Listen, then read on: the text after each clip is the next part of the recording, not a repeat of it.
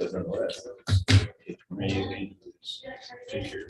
How are you? I haven't seen you forever. Good job. But at least that was the intention. States would have to do big mix meetings. They don't make me Well, now I'll have to go back with you next year. So kind of isn't that. yeah, so far you know. Right. But Christina said I was just on the list for some time. accountability thing, you know, not moving funding around things like. You know, we were down there. We're capable of it. We as an agency administration. My mom's still living it We're out. out there to the program.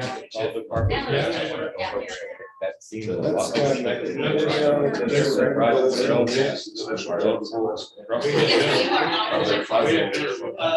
so Christina taught her for all that. And we've got issues. Chuck, it already is. Not this one.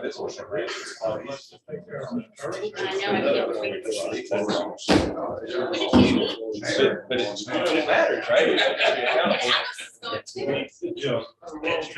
I'm the first mayor to roll. That'll be exciting.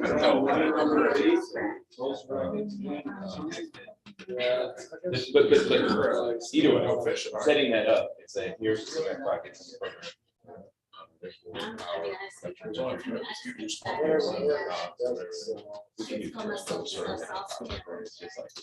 Well, I mean, These other projects. We're basement like there's no. I know. Okay. Yeah, I feel.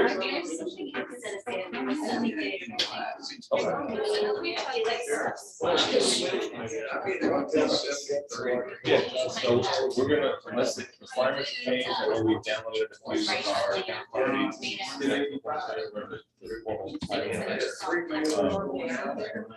We're gonna make one of those like there's. Well, see, they're gonna be big.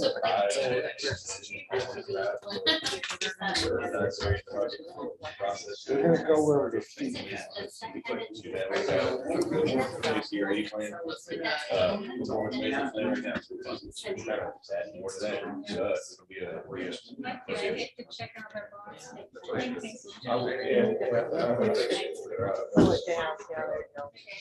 All right, talk to you later. Thanks for coming. Thanks for coming. It does. Got a resolution for you to decide. Sorry. Okay.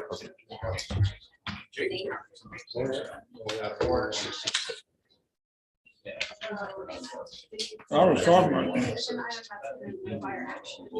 Yes. Okay. Yeah, we'll make sure of that. And did the last meeting that utilities assistance or something that dropped from 200,000 to 50. I'll talk to you about that afterwards here. Don't have any takers or what? I'm gonna make the announcement today. Tomorrow, the station. We are on behalf of KIPDA. It goes out on behalf of KIPDA. Yeah. Okay. The agenda item. Right. We'll do that next month. So we'll skip on that one.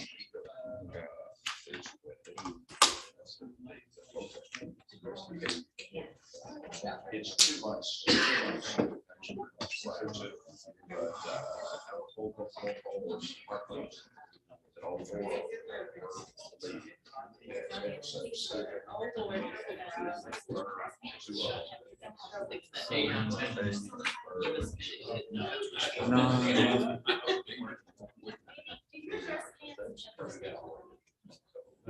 Good enough. But you're too. Well, Well, they also have that.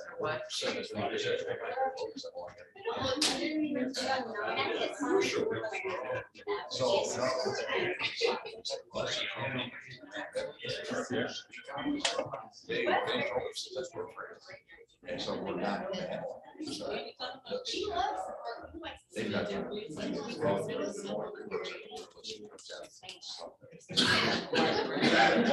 Anybody online there? We have Commissioner Crothers, but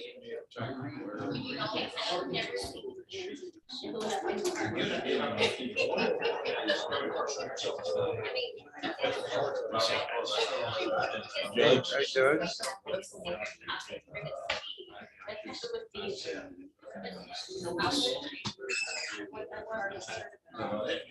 On Brody. Oh, Commissioner.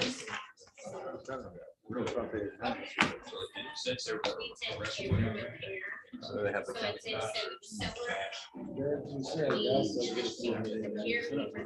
we have them. Unfortunately, we need one more. Can you hold it down? We need one more. Sitting over here talking. Can't see it. There's this.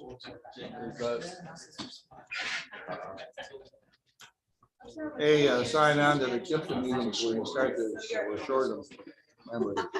All right. Come on. Yeah, you got an email with the link there. I'm not sure. Okay, all right. Thank you. It's all right. John Black. I know his number. Really? Well, he's getting, we're all getting older, where our memories are short. Thank you. It's all right. We'll get going in a minute. We're trying to round up one more person.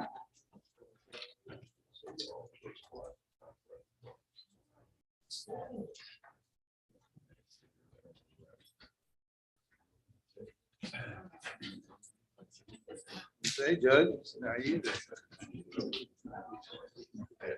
Oh, there he is. sitting in your chair here now. That's your chair. Oh, I don't think anybody likes Judge Pollock here. He said, no, or he doesn't like anybody else. Mind you. Yeah. You got him. He joined you on the iPhone. He should be good to go. He's an iPhone.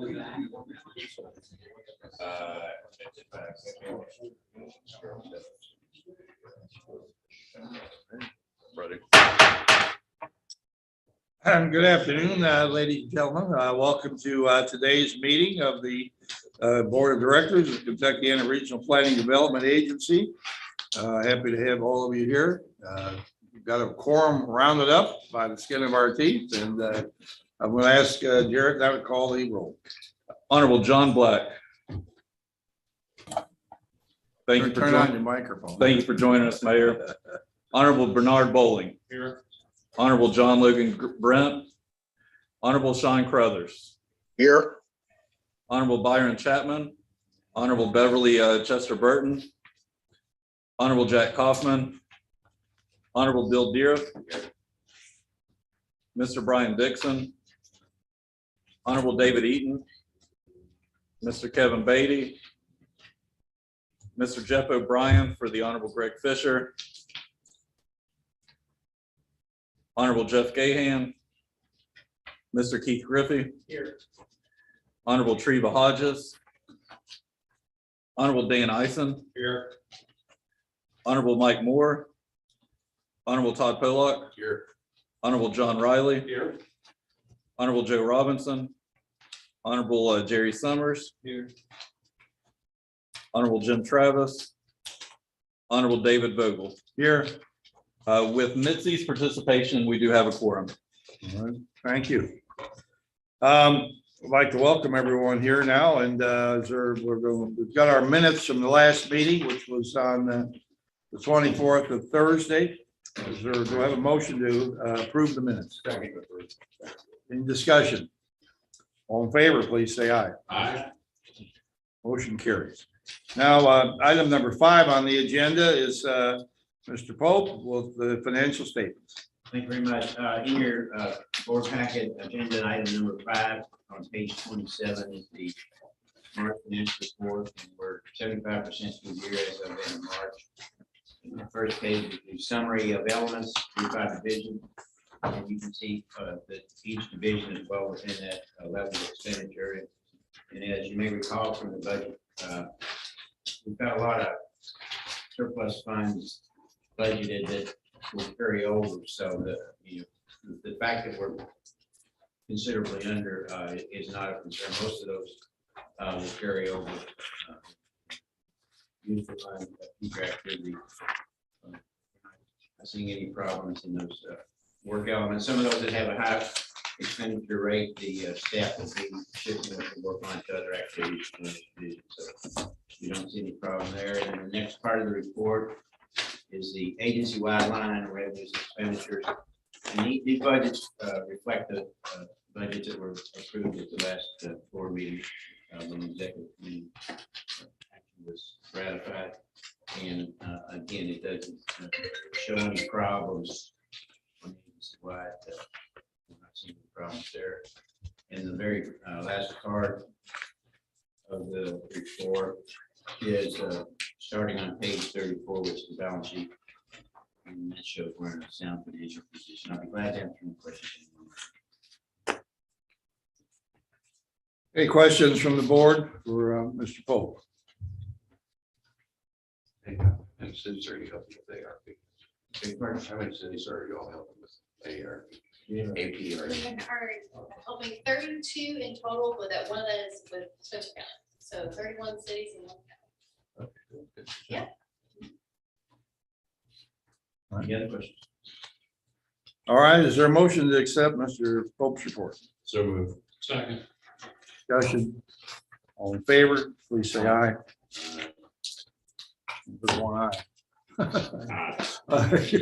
Aye. Okay, all the ayes are looking, all right, motion carries, thank you. All right, Tom has to, as a, personal thing you need to take care of, so he's gonna leave us to now, so. Next item on the agenda today is the Kentucky Brownfield Redevelopment Program. Kirsten O'Leary. Hi. Hi. Hi, everyone. You know, up there. You should step to the podium there and Perfect. welcome. Thank you all for having us today. I'm Kirsten O'Leary. This is Lynn True. You want to come over here? We're with the Kentucky Brownfield Program, and we work with communities to help redevelop blighted properties and underutilized properties in your communities.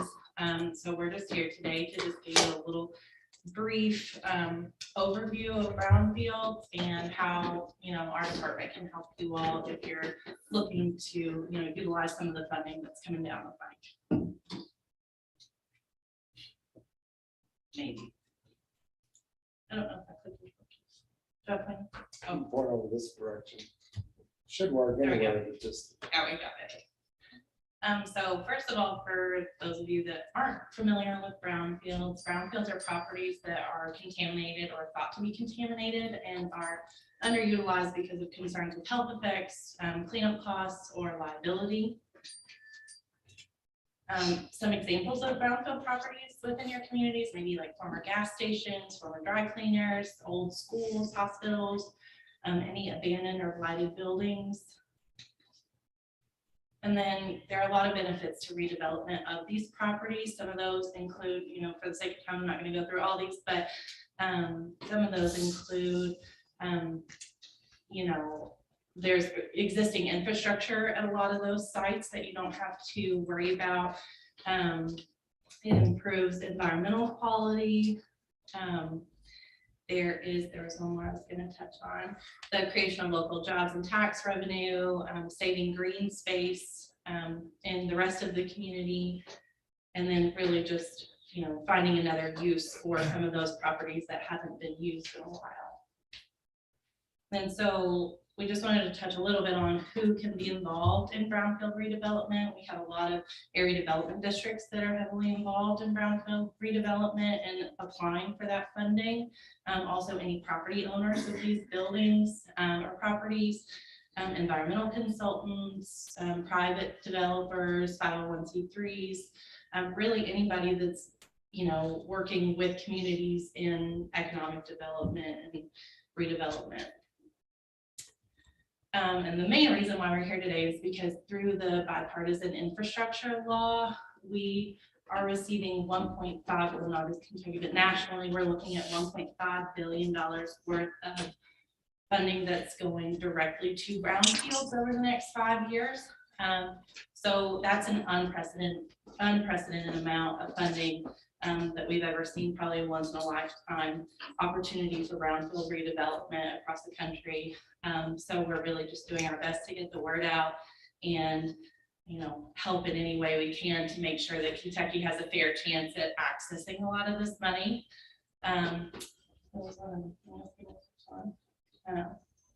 But I'm going to hand it over to Lynn just to give you an idea of kind of what our department offers as far as funding opportunities and the different types of grants and kind of where we go from here.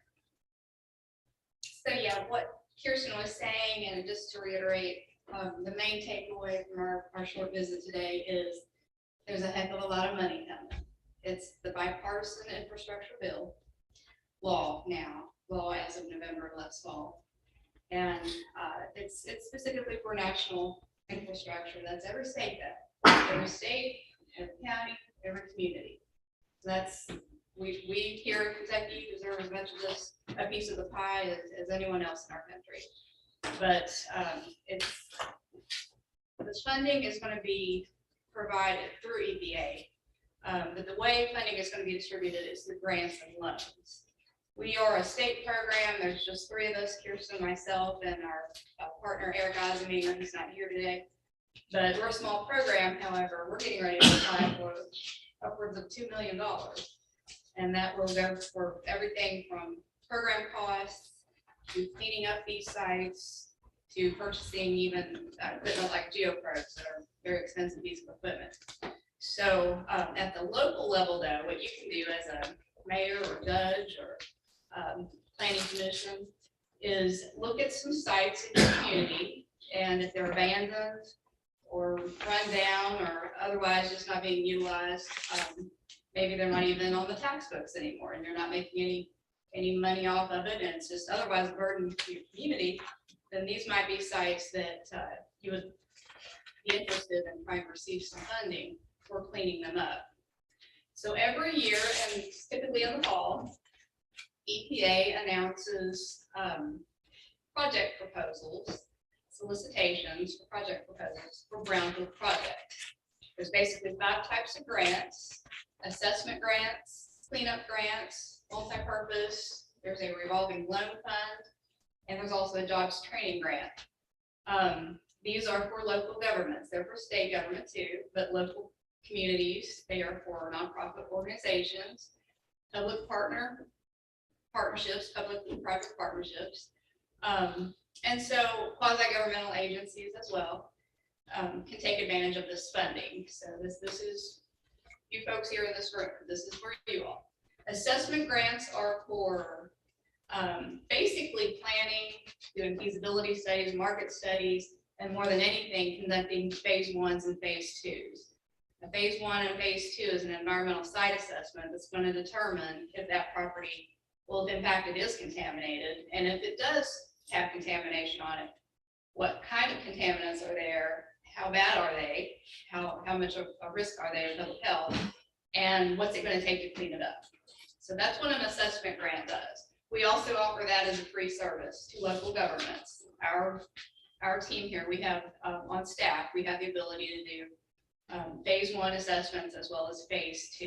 If it's an eligible property and you have access to that property, and perhaps you're just thinking of purchasing the property, you don't even have to go through with the final purchase, but it's just a step that's seen a whole lot in purchasing commercial properties.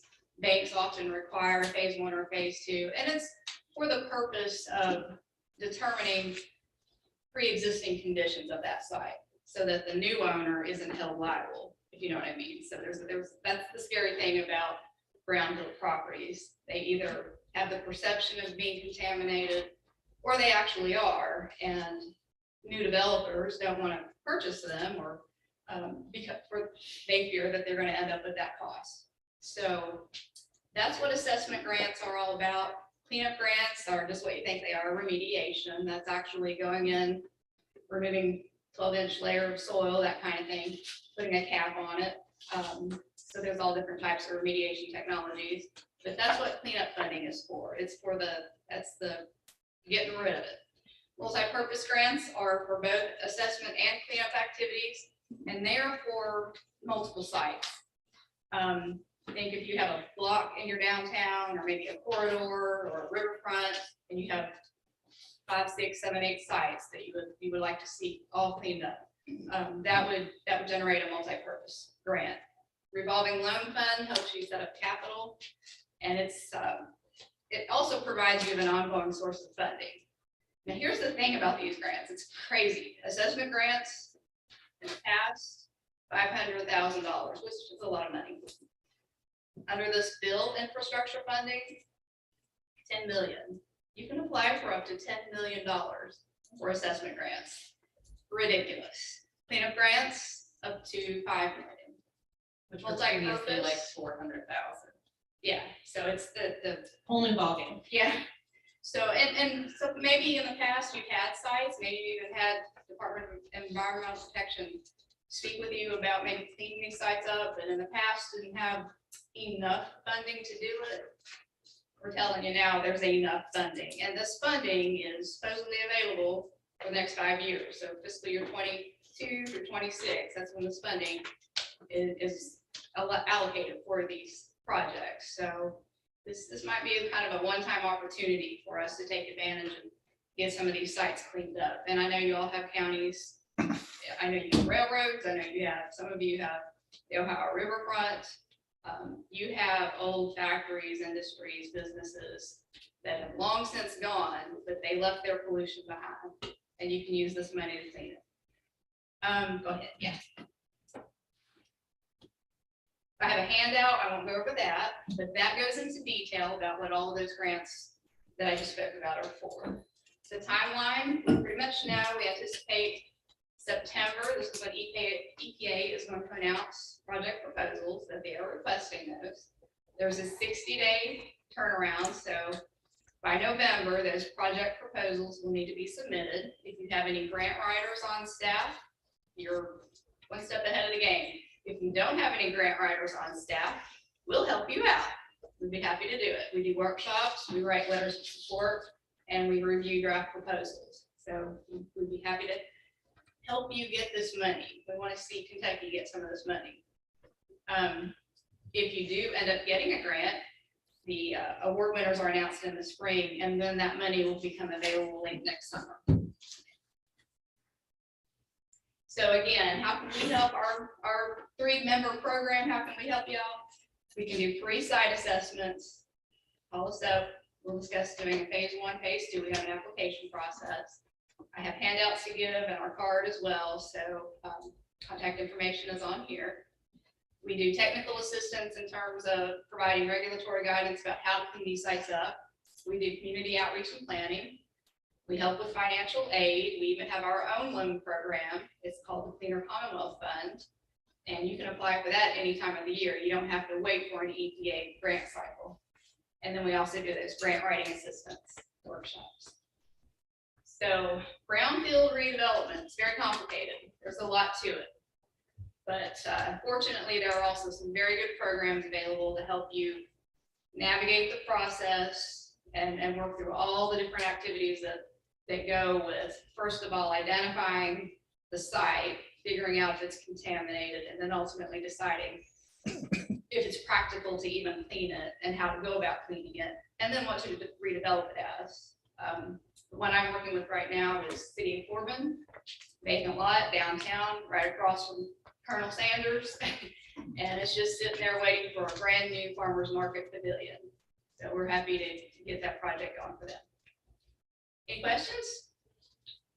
Question, I've got an old jail that I believe is contaminated with lead-based paint. Will you all come in and do that survey, or do I have to do a grant for that? Who owns the property? County. Okay, so with that liability piece of the brownfields, accessing that funding is that whoever is applying for that funding cannot own the property yet. So when you conduct a phase 1 assessment, you cannot be the owner of the property. But let's say like the ad or, another community partner could request a phase 1 assessment on that property and then move forward from there. There are some creative legal ways to kind of figure out property ownership in that piece that we could definitely work out and figure out. You're going to work, Mr. Director. Making my note right now. Lead and asbestos are included. Yeah. I don't want to, I'm encouraged to hear you have this. I can't think of anything I have exactly right now, but my county has been involved with the federal government before. We shook hands with them, took some of their money. We live to regret it because you can't, now we're at the point where we're not sure we want any federal money. They're too much of a problem. You're dealing with somebody out there. What about this? EPA is not FEMA or some other, but these people go crazy wanting to run over you. I mean, one thing I can think of, we had three final audits on something. How can you have a final audit 3 times? But we did. Right. But so how are you?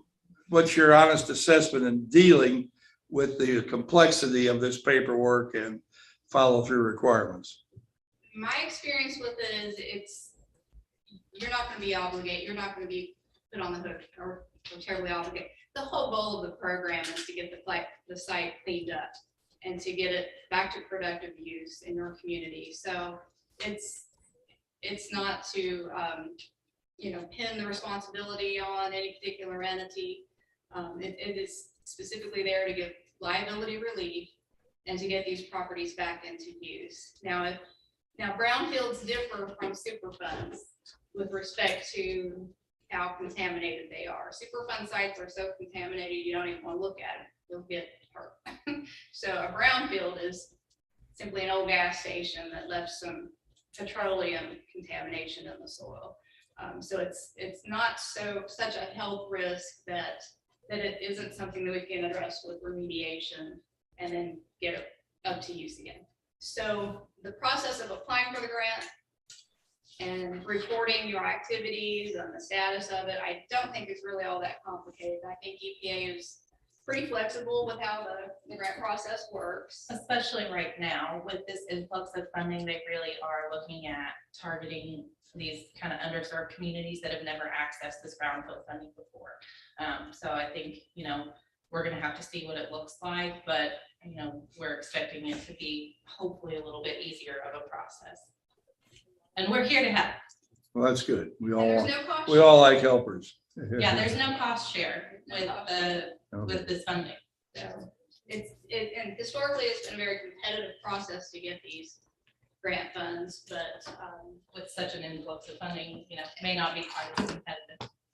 We don't know that for sure, though, but we're happy to, we'll leave some handouts in our business cards and, if you want to reach out, any of you all individually or the ad as a whole want to reach out about any potential sites or just want to bounce some ideas off of us, we're always available. I have a quick question. Yeah. What is the lead time that we would need to reach out to you all to get an appointment scheduled to do a site? Do a survey? phase 1? Yeah. there's an application. It's quick and easy, and we can review it in a day and get you an answer in a week. Okay. And our website and contact information is all right here. Fantastic. Thank you. So yeah, if you're interested in if you have property that you'd like to have an assessment performed on, we can certainly help out with that. Thank you for all being so here much today. for having All right. us. Thank you very It's great much. to meet you all. Item number 7 is Regional Planning Council report from Ryan Lloyd. Afternoon, everyone. I'm just going to be giving a brief update. I will report on our recent Regional Planning Council meeting, which occurred on April 12th at 11 a.m. We had the pleasure of having Dr. Carlin Pippin and Mr. James Hatter in to talk to us about the Veterans Rural Outreach Program in Shelbyville.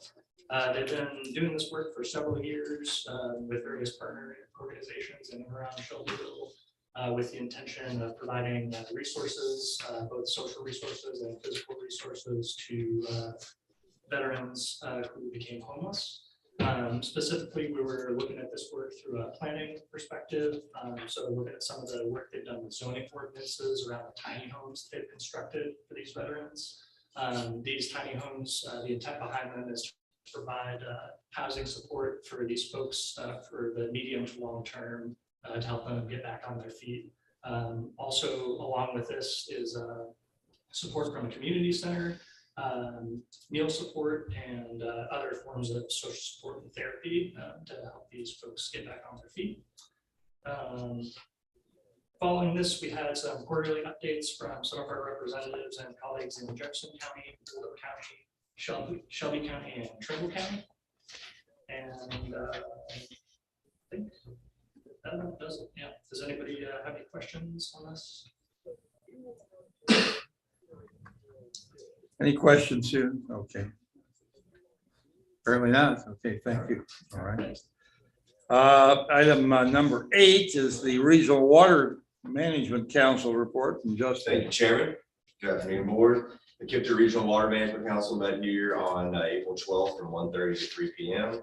The meeting was held in a hybrid format, being offered both here in person in the Burke Room and virtually via Zoom online video conferencing.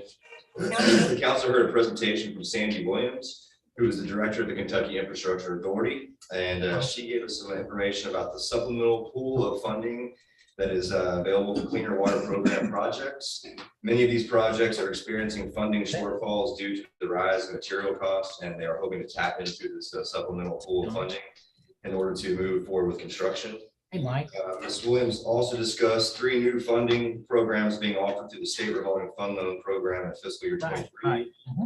These include a service line replacement program. There's $46.6 million for that in drinking water.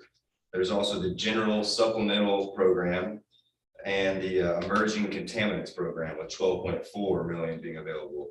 On the cleaner water side of that, there will be $22.8 million in the general supplemental program and $1.24 million being offered in the emerging contaminants program for that. Excuse me. The council then heard a presentation from Tina Halbig with the Floyd Sport Conservancy Program. Ms. Halbig's presentation was on testing and monitoring for emerging contaminants in our region's water and wastewater. She discussed the progress being made on mitigating PFAS, or forever chemicals, in our water supplies, and covered all the new legislation that is being proposed and passed to address forever chemicals and other emerging contaminants. Ms. Halbig informed the council on all the products that PFAS chemicals are found in currently and the many harmful ways in which they can negatively impact our health. Ms. Halbig's presentation was a very good segue into the next presentation that our Regional Water Management Council heard, which was from Dr. Ted Smith, an associate professor in environmental medicine at the University of Louisville's School of Medicine. Dr. Smith is also the director of the Center for Healthy Air, Soil, and Water with the Environment Institute at the University of Louisville.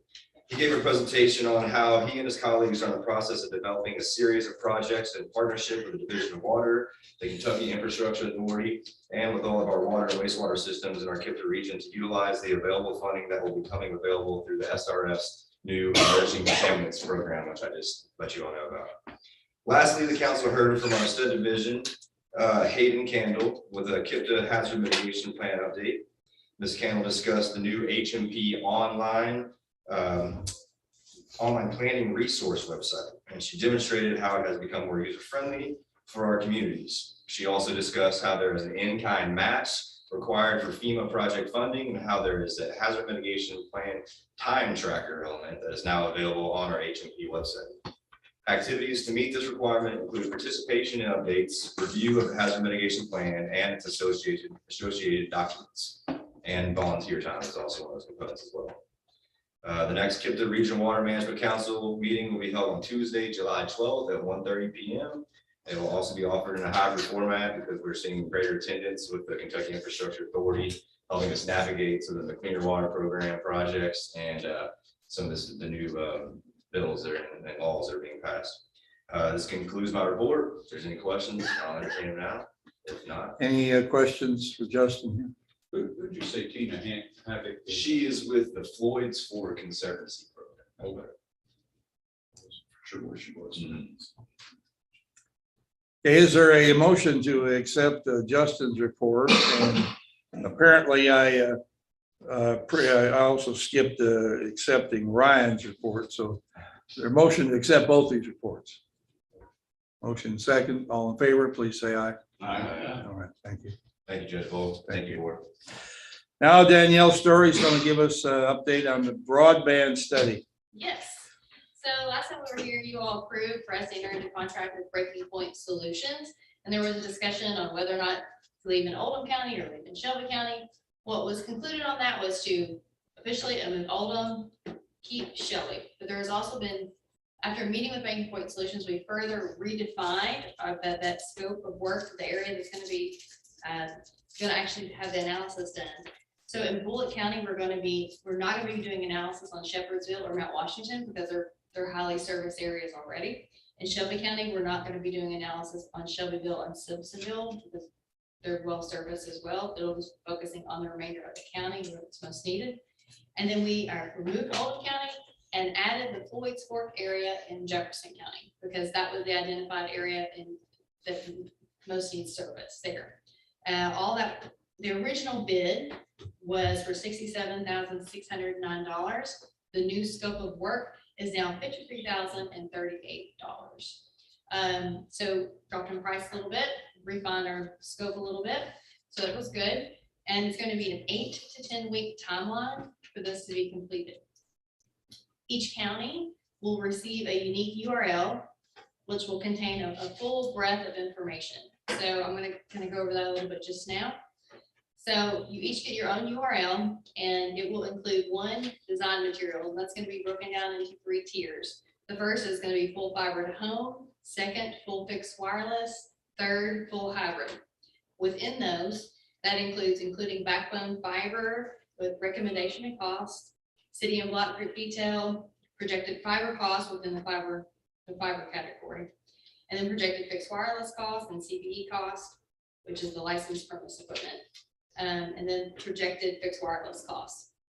So within those each of the designs, they're going to break each of those costs down within those 3 tiers. They're also going to be providing you background documentation, list of assumptions, potential ISP partners, explanation of recommended technologies, explanation of the methodology used to arrive at projected deployment costs and reasonable project markups and actual deployments. Discussion of budgeting, financing, and grant options, including USDA reconnect analysis.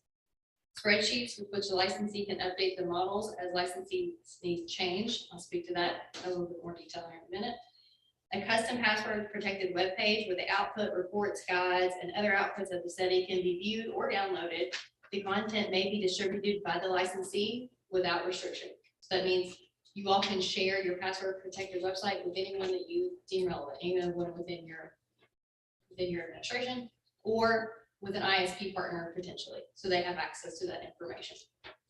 Technical support will be provided for up to 60 days after the presentation of the material, and the web content will be maintained for at least 1 year.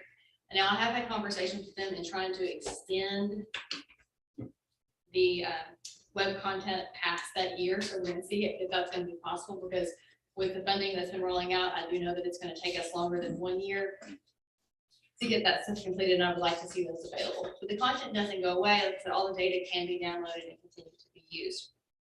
The spreadsheet in particular is going to be useful. It's a bit complicated. Jared and I are both going to get trained on how to really use that to our full scope. But you are able to then adjust your needs based on, say, a certain grant comes in, you can put the types of grant funding in. Maybe it doesn't come all the way through, so therefore you can adjust the level of service. Maybe it doesn't go to all the homes that you had originally decided. Maybe you have to come back on, you can't do full fiber. You have to then change it to hybrid. You can change those functions within that spreadsheet to then get you the cost that you need per funding source. It's really handy. It's a really neat tool. It's going to be really useful as you all move forward with applying for funding for broadband activities. You all will be expected to meet, each county will be expected to meet with Breaking Point Solutions twice. The first is going to be able to go over the information. It's going to be a lot of information. It's going to be a lot of contact, a lot of stuff to absorb. So they're going to want to go over that first, give you time to sort of absorb it, look at what your analysis is, get on your URL, do some exploring, meet a second time in case you all have any questions, you want more detailed, more granular information, more explanation on how to use the materials that they gave you. They also will offer, if you all want, some materials to help you engage the public. Like if you all are proceeding with broadband projects, they have some materials that they can provide to you that we can disseminate.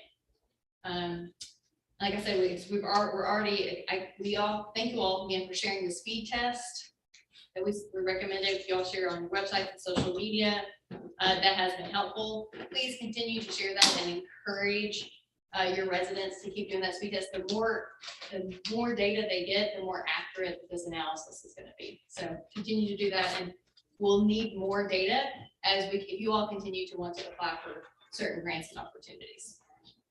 But that's it. Danielle, speaking about the grants and opportunities with the speed test, shouldn't we encourage them to get their school districts with each of their brick and mortar buildings? Yes, that came up in a meeting too. There is a grant opportunity specifically for schools to expand their broadband services. So if you all could get, that would be great. We could do a campaign in each of the counties to have each of your schools actually do speed tests at the school sites, because there's a potential funding source that could maybe upgrade internet capabilities at schools.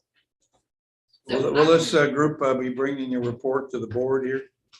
Yes, they can. Yeah, I think that they'll, like I said, it's a lot of information, and they need to meet for a minimum of 1 to 2 hours to explain each county's analysis.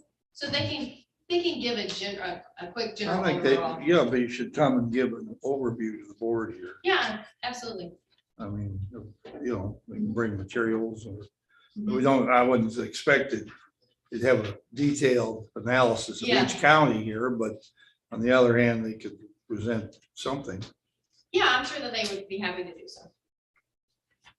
All right. Okay. And this is going to take how long now? Another 10 weeks? 8 to 10 weeks. So we're already a couple weeks in. So I'd say in about 2 months, we should have everyone completed. Okay. Unless they run into any sort of hiccups for any reason. Yeah.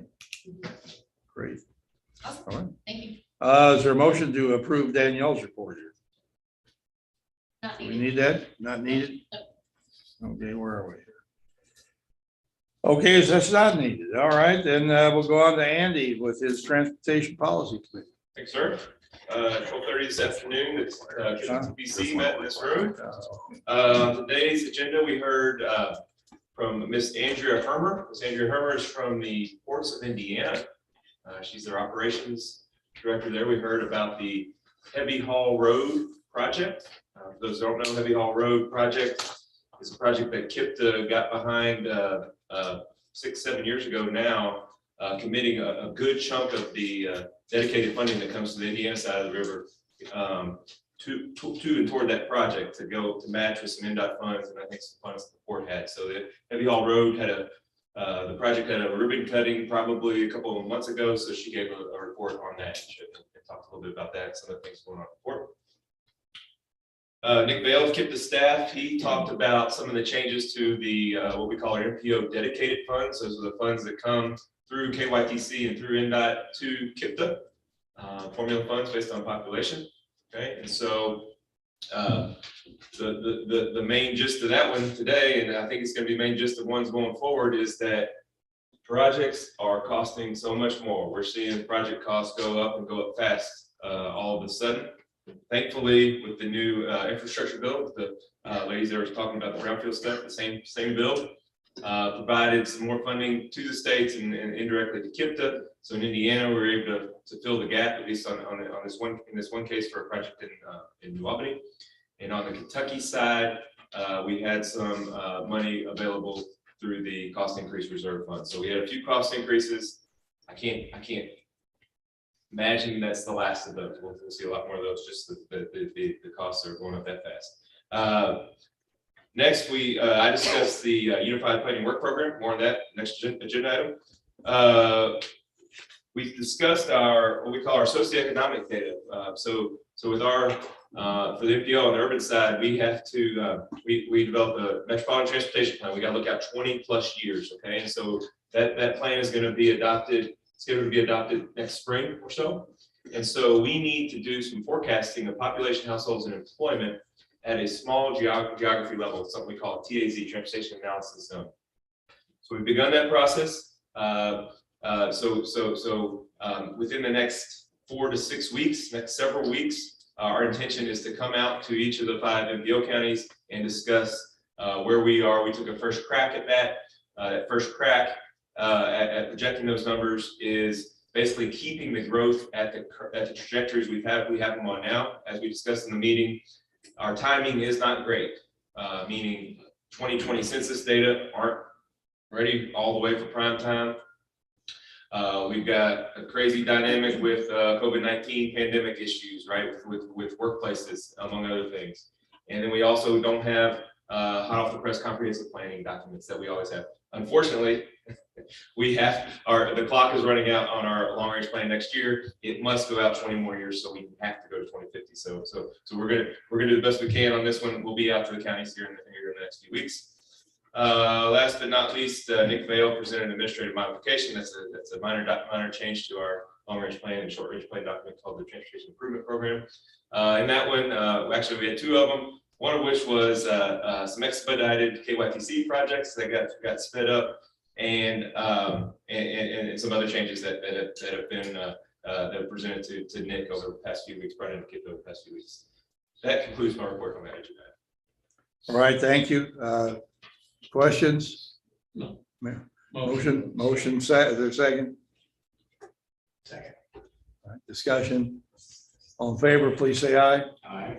Motion carries. Thank you. Now, Andy, you're going to go forward with the Unified Planning Work Program update. Yes, sir. So one of those agenda items I mentioned was known as Unified Planning Work Program. Unified Planning Work Program is a document that's specific to the MPO side of KIPDA and to MPOs across the country.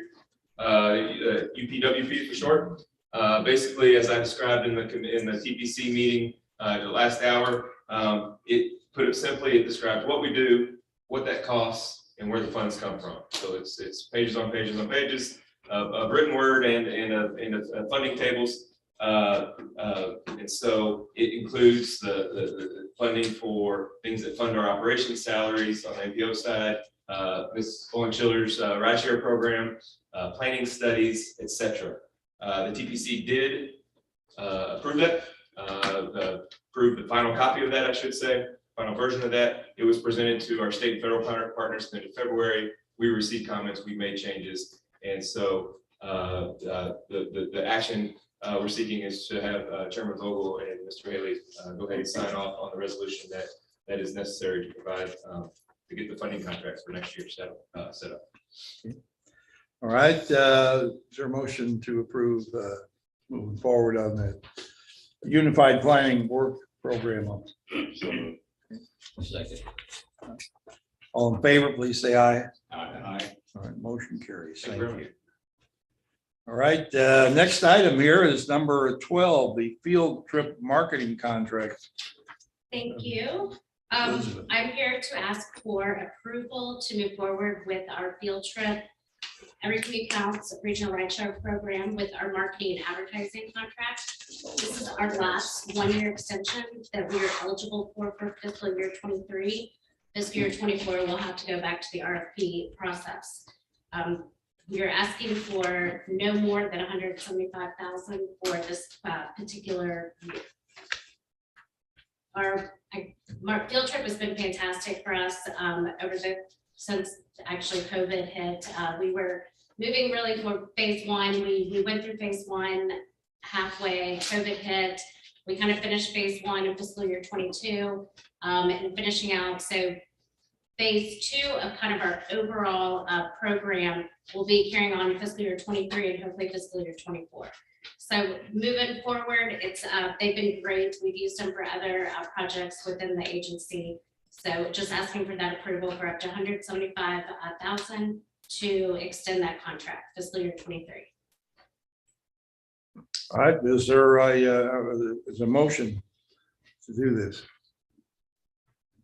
So move. Second. Any questions? You like this program? I do. All right, all in favor, please say aye. Aye. All right. Okay, Motion I'm gonna give carries. just a little update. I'm just gonna sneak in, but I do want you all to know with our van pool program, this year, this time last year, we had 16 van pools on the road. And we have our 4th new van pool going on the road on Tuesday. So very exciting. We're up to 33. We are moving forward. We have a relationship that we just formed with KCC Manufacturing in the Bluegrass Industrial Park, just over here. They have 3 van pools that we put on the road in April. 2 of those van pools are all Hispanic Cuban immigrants that speak very little English and very skilled workers. You know, as you know, with some of our immigrants, you're talking engineers, doctors, they're coming into the workforce. They wanted to keep them. They are actually paying for their van pool, for all of their transportation for all 3 van pools. We're hoping this is something that other employers and industry within our region will see as an asset. We will be doing press conference, do something with J-Town Chamber. We'll have you out. We're very excited. They're a great partner. Very excited to work with them. And our 4th van pool that's going on the road is a group from the Corps of Engineers that is coming from Oldham County. So they'll be utilizing our fabulous park and ride that, you know, we went in and then cut their route. So, Great. so those folks that would have been on that express route, we formed a van pool for them. So we are moving forward. I promise, like, we'll have good things. Hopefully next month I can do some animation, show you our video. We had a video that you all approved last year. It's already won 2 awards for animation with some local advertising groups. So have a kind of a full breakdown and kind of show you how we are moving, the number of people and how our advertising marketing contract really does help overall. On the van pool, the riders just pay for the gas, or they have to pay more than that, or how? They pay for, so it is a group, so the overall cost is insurance, as you know, it's going up. Insurance, gas, and 21 cents per mile. That is taken as a whole and divided by the number of riders. And if a driver drives 75% or more, they do not pay a fare. Okay, but who pays for the insurance? Is that through us? Our insurance is through Lancer Insurance, and that is through our partnership with TARC. Because they hold title on our vehicles, they actually hold the insurance, and we are a authorized, user. Yeah. Well, previously it had not struck me until you said this just now, that that could be a good perk for certain types of employers that, I mean, let the employer, maybe the employer will pay for it. I mean, Absolutely. it wouldn't be unheard of in my county for Rawlings. I've talked corporation to Rawlings today. Really? Yes, so I have 4 van pools at Rawlings. So they are interesting enough on a 2-week hybrid schedule, 2 weeks in the office, 2 weeks off. We're trying to encourage the HR to send out a notice to everyone is those 2 weeks, we can put 15 people in the van. Let's have the 2 weeks people and the other 2 weeks. So I reached out to HR today and have spoken to everybody in our database right now that is from Rawlings. Oh. Okay. So hopefully, fingers crossed, we get 2 more back on the road from Rawlings. Yeah. Well, everybody's having a hard time hanging on to some employees, or people always looking for a little better deal, but having, if an employer paid for this, that could be a Absolutely. nice benefit. And then they don't pay, and there's a tax benefit for the employer. So it's a win-win. Yeah. Okay, well, thank you. Well, thank you. And if you come across a bridge, you don't pay a toll. No tolls across the bridge. Oh, that's good. So that's another one, trying to get a lot of our Southern Indiana folks back that are coming to Fort Knox and to downtown. So it's still 20 mile limit. No, No mile. Okay, good. you want to pay it, we'll take you. And really, that was probably because it would have been not cost efficient, that it would outweigh driving right now with gas prices and with tolls and everything.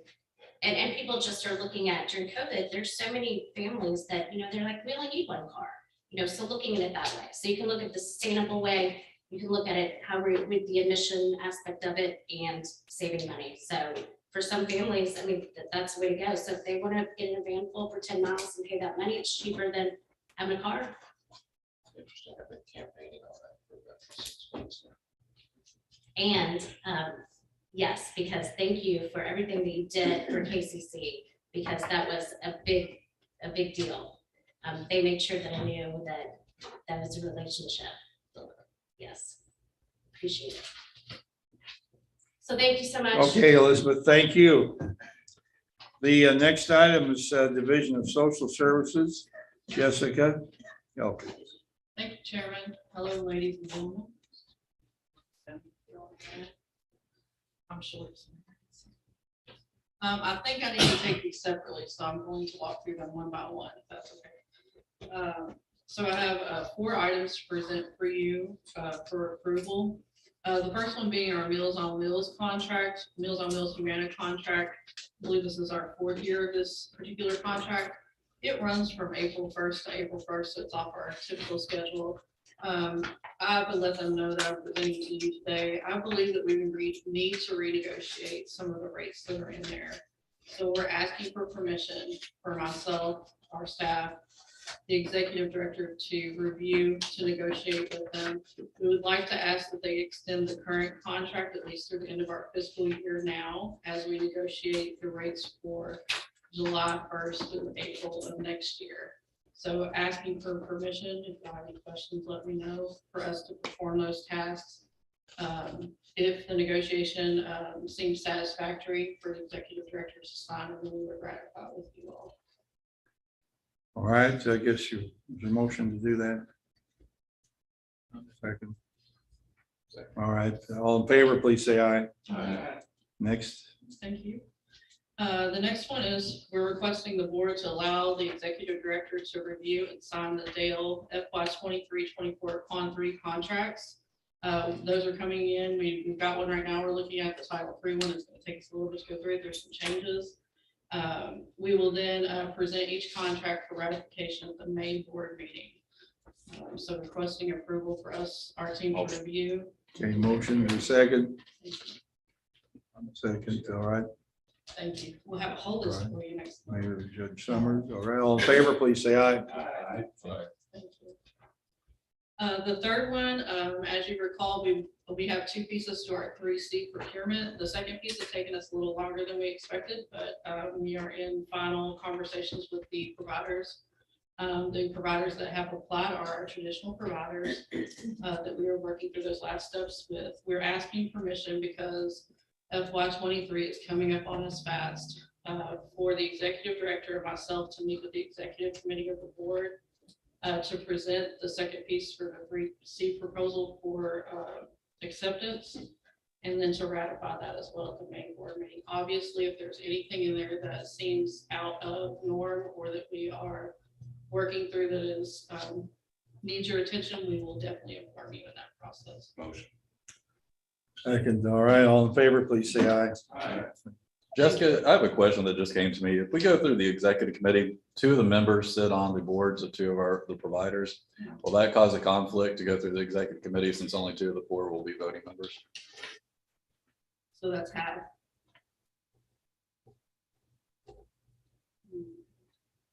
Good question. Mitzi, do you have any Yes. Mitzi, where's guidance Mitzi? on that? Do we have any alternatives to the executive board? Or, because how many are on the executive board? We have 4 that serve on the executive board. So that would give us not a quorum. So, yeah, I think that is potentially a problem. Okay. Then, I'm sorry, what did you say? Can 3 vote one time, the other 3 vote the other time, or if it's their contract?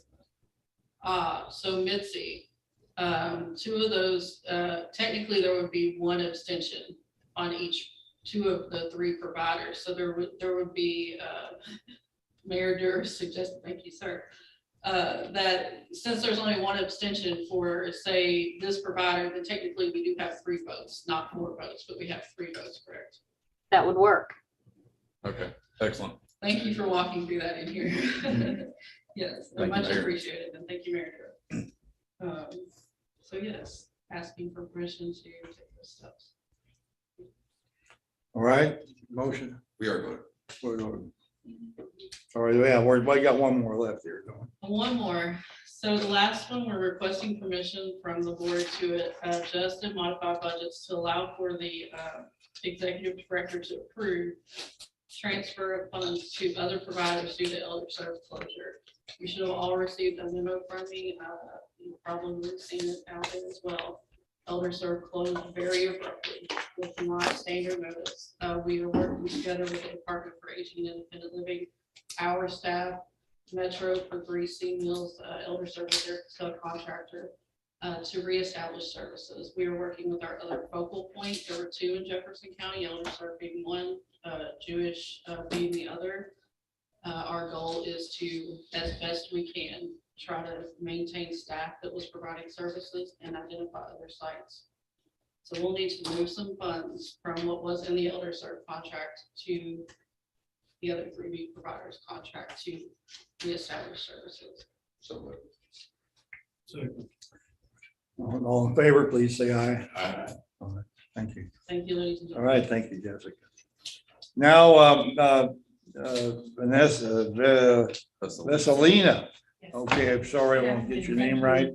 The Older Americans Month Yes, good activities. afternoon. In 1963, May was designated as Senior Citizens Month, the prelude to Older Americans Month. And at that time, only 17 million living Americans had reached the age of 65. There were few programs available to meet the needs of older adults. However, interest in older Americans and their concerns was growing. Historically, Older Americans Month has been a time to acknowledge the contributions of older adults. And this year, the observation of Older Americans Month is particularly significant because of the pandemic and how it has affected the older adult population more than any other demographic so far, which makes honoring and treasuring older Americans especially important. And every year, the Administration for Community Living announces a theme for Older Americans Month. This year, it is Age My Way, and the focus is on being able to age in place and how older adults can plan and prepare to stay in their own homes in the environment of their choice and continue living an independent life. The Age My Way theme is an opportunity for all of us to explore the many ways older adults can remain in and be involved with their communities. We know that when it comes to aging, no 2 journeys are the same. What each person needs and prefers is unique. And with that in mind, this Older Americans Month, aging services providers will be discussing how planning, participation, accessibility, and making connections all play an important role in aging in place. Older Americans Month is celebrated across the country with different events, special activities, and fairs. And every year, the senior centers in the KIPDA region plan special events during the month of May. The past 2 years, things were a little different.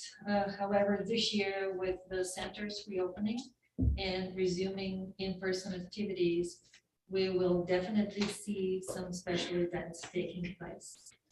As far as KIPDA activities for Older Americans Month, in the past, we have done a centenarian celebration, which was a very popular event. This year, we will be featuring in the newsletter some of the grandparents participating in the KIPDA Grandparents Raising Grandchildren program. We know that it is a little more challenging for people to age their way when they're taking care of their grandchildren. So we would like to highlight their stories of how they age their way while raising grandchildren. And this concludes my presentation. If anyone has any questions, I will be happy to answer. There's several people in here who can celebrate Older Americans Month. Judge Pollock's not one of them. No, I'm not. That's why we put him on that side. Well, we'll go through the board here, and I'll say that I'm in the category, but I don't know if anybody else is or not. You can stop there. Okay, well, thank you. Thank you. Appreciate it. We invite you all to join in your senior centers and your communities to celebrate the month as well. We'll send out information once we have specific information. Please come out and join them. All right, thank you. Yes, sir. All right, now Jarrett is going to bring us up to date on Kentucky legislation.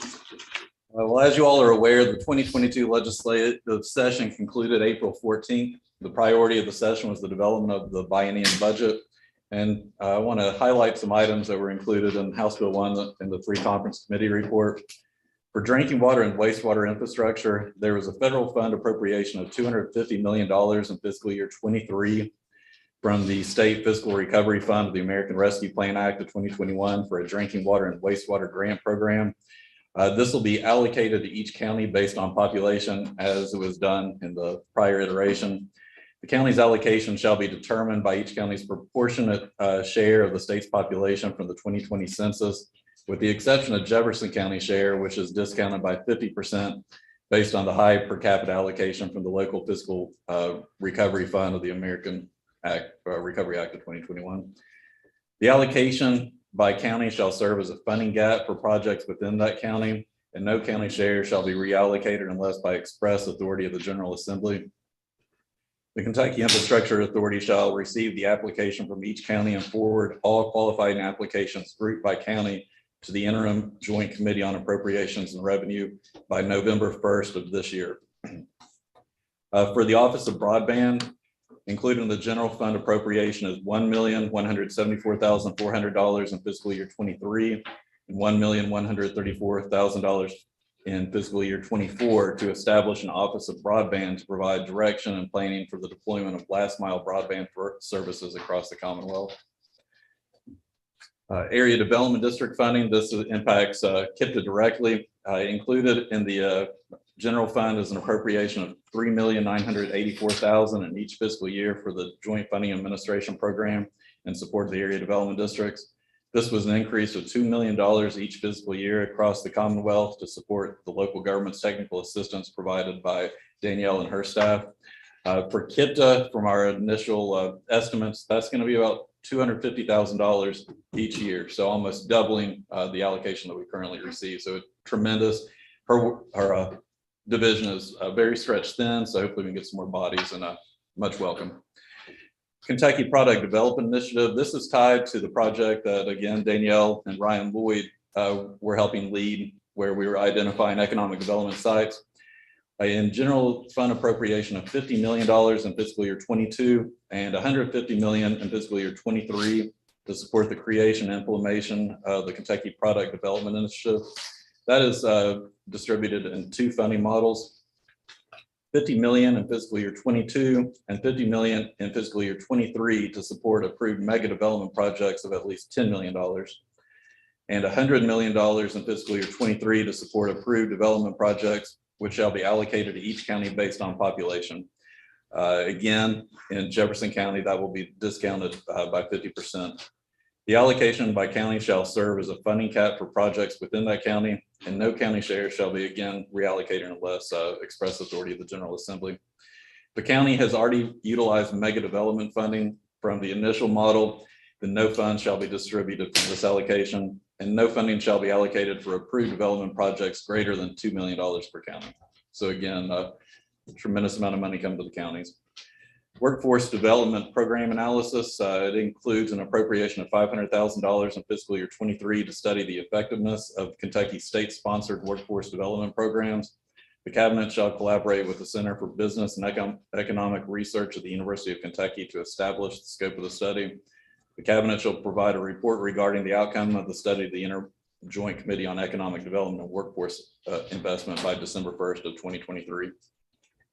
Energy Efficiency Block Grant Program. There's an appropriation of $2,092,000 in fiscal year 23 from the Infrastructure Investment and Jobs Act to support the Energy Efficiency Block Grant Program. Home and community-based services and enhanced FMAP and reinvestment. Included in the above appropriation is $37,810,000 in restricted funds and $52,502,000 in federal funds in fiscal year 23, and $32,264,000 in restricted funds and $40,022,000 in federal funds in fiscal year 24 to support services to enhance, expand, and strengthen HCBS waiver services as provided in section 9817 of the American Rescue Plan Act. Any additional non-clinical and clinical staff hired to perform their duties funded through this above appropriation shall be federally funded with time limited position to expire March 31st of 2024. And again, this is something that will help KIPDA as we continue in our waiver services program. Michelle P. Waiver, again, another service that KIPDA is involved in. There was a $464,700 in general fund at $1,194,000 in federal funds in fiscal year 23 to support 50 additional slots, and $929,000 in general fund and $2,389,000 in federal funds in fiscal year 24 to support an additional 50 Michelle P. Waiver slots for a total of 100 slots over the biennium. Support for community living waiver slots. There was an appropriation of $1,104,000 in general fund, $2,841,000 in federal fund in fiscal year 22 to support 50 additional slots. And again, same allocation, the fiscal year 24 for another 50 slots. So a total of 100 slots over the biennium. And then as you all have heard repeatedly, especially through the pandemic, senior mills, this has been something that has been a high priority of the cabinet. The federal fund appropriation of $7,240,000 for the current fiscal year 2022 and $14,480,000 in each fiscal year of 23 and 24 of the biennium to go towards the expansion of mills to senior citizens in the community. I know that I've recently attended a Jefferson League of Cities meeting, and there was a discussion of mills provided for the age 60 and over. And Jessica, correct me if I'm wrong, but we are still moving under the assumption that anybody over 60 is eligible to participate in this mill program. Is that correct?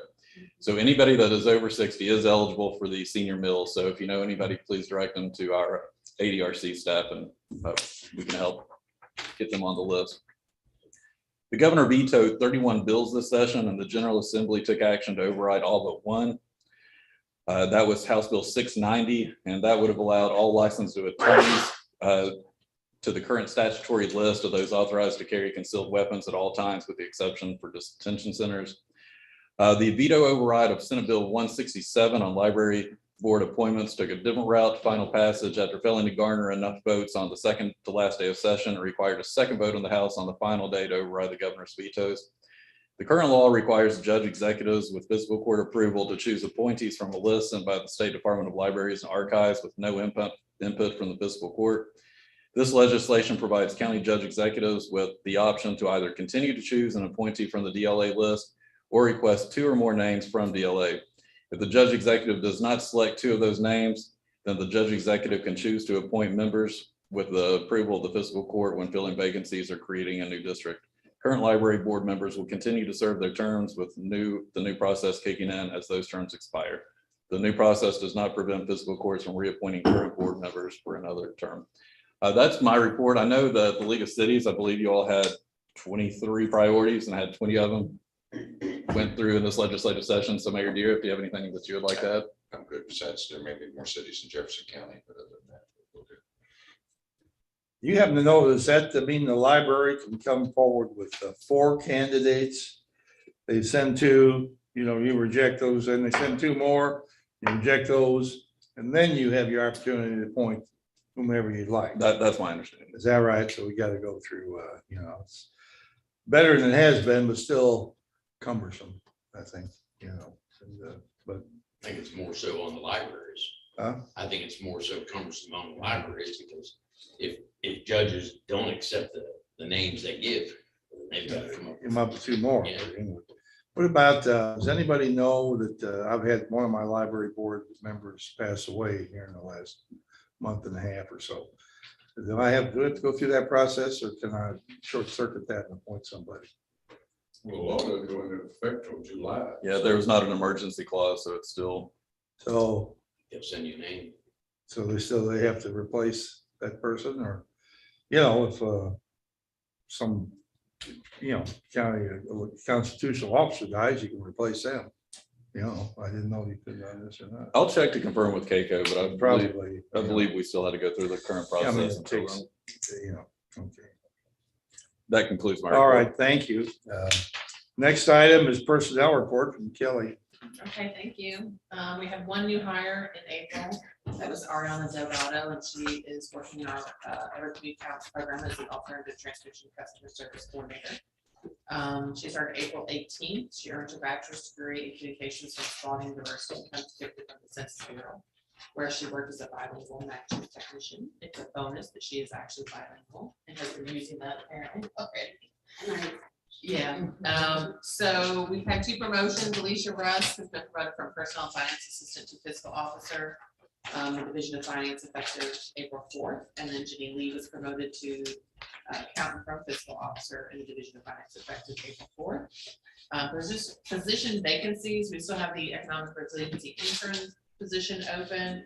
And then as Jarrett was talking, we will have some additional community economic development positions coming soon. They're not currently listed on our website, but we'll get those on there. Some grant administrator, and community economic development planner positions. That will be, yeah, 3 positions total. Like I said, those aren't on the website currently, but those will be up within the next couple of days. Right now we have 82 full-time permanent and 2 part-time permanent. That concludes my report. If there are no questions. Motion to approve the personnel report. All in favor, please say aye. Aye. Thank you. Now back to intergovernmental reviews. Sure. These 7 projects have been sent out for comment. We did receive, there were some errors on the Spencer County intergovernmental, and those are noted in the file on C. So our response will include those notes when we submit, but these 7 items can be taken together. All right. Motion. Any questions on any of these? All in favor, please say aye. Yeah. Motion carries.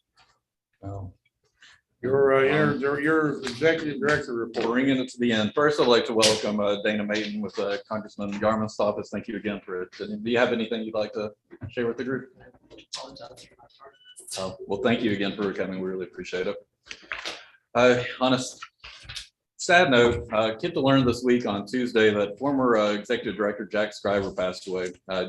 Jack began working at KIPDA July 1st in 1976 as a criminal justice planner. He served as the Public Administrative Services Director before becoming the executive director in 1986, where he served until his retirement at the end of 2008.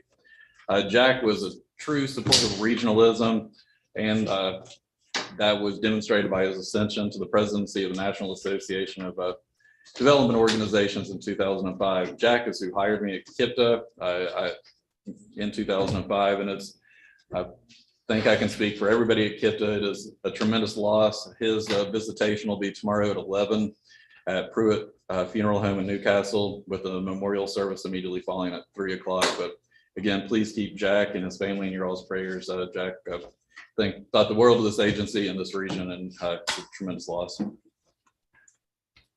To go on to the next annual meeting, I did want to bring up the annual meeting is going to be Tuesday, November 22nd. At the annual meeting, we have our board meeting, the Regional Transportation Council, and the Transportation Policy Committee. Last year, the city of J-Town graciously hosted our meeting at the Jeffersonian. In prior years, we'd held this at the Louisville Marriott East. So I just wanted to ask the group your all's thoughts about where you all would like to have the meeting this year. If you want KIPDA to just organize it, but the one thought we had were coming into Rawls County, if there was any site, especially with our chair from Oldham County and Oldham County. That brings a travel issue. So it's just a question for the good of the order, what you all would prefer for the annual meeting in November, if there are any ideas. Can you give us a month to think about it? Absolutely. We can revisit this next month. Can we do that over at Judge Brent's house? Yeah. Yeah, I mean, it's a good idea. We could, I mean, I liked it when we had it at the Holiday Inn, the Holiday Inn gone, all first one. That seemed pretty nice, right? Kelly, what was with the Holiday Inn? Because we had looked there and I think that it had just, it had not. It's not just what you want to be screwed up. Exactly. That's Really. Thank you. well stated. But I like your idea of moving it someplace. J-Town's great to help with, but it's kind of nice to move to somebody else's county just to get different view. I mean, It's a good opportunity to highlight. I mean, as we know, Shelby County has a new amazing conference center. Oldham County has a lot of great facilities. So really try to highlight some areas within your Rawls County is kind of how we were thinking. okay. But we'll bring Well, this back let's up think next about it, month. yeah. Yeah, we wouldn't expect you all to organize it. Yeah, Again, again, think that fast, yeah, all right. Yeah, and like Kelly said, this isn't something we are expecting you all to organize. KIPDA still will do all the lifting and get everything, and it's just basically providing the space for us to come out. Yeah. I wanted to also say on the last day of session, the area development district directors were called onto the Hill where the ads were recognized for our 50th anniversary through Senate and House proclamations and acclamation from the governor. When I started this job in August of 2018, we had just filed a lawsuit against the administration.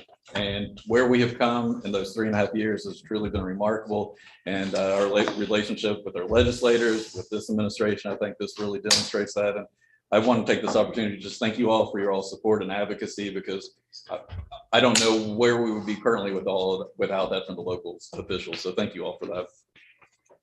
And then finally, a travel item, and I can't believe that I'm doing this because it is another California travel item. Or any place else to go besides California, yeah. I was honored to be nominated by my colleagues to serve on the NATO Board of Directors. I will be one of 13 board members representing the Southeast region to help guide the National Association. My term is effective beginning May 1st, and the board meeting is scheduled in Long Beach, California on June 27th through the 30th. NATO has ceased virtual options for their board meetings, and participation is required to maintain my position on the board. So this is a lone travel item for board consideration. Can we just do it, thing, drive there? Drive. All right, I'll make motion to approve. Yeah. I don't like it, but you know, I like you, so. I like Allison better, so. We all like Allison better. Get her a break. Well, finally, just the meetings for next month. We have the Transportation Technical Coordinating Committee. That'll be May 11th here in the boardroom and on Zoom at 12:30. On May 26th, we'll have the Transportation Policy Committee at 12:30, the Regional Transportation Council at 1, and the board meeting to follow at 2 o'clock. And this concludes my report. Now, considering that we're giving these meals out to senior citizens, and actually dogs of senior citizens are getting meals now, how about sticking a few in the refrigerator here on meeting day, just in case if some of us senior citizens come in here and need a lunch? All right, I'm just kidding, I guess, I guess. No, I like that idea. For some reason, every time I get here, I've never had lunch before the meeting starts. I don't know why. All right, motion to approve, or motion to adjourn. Thank you.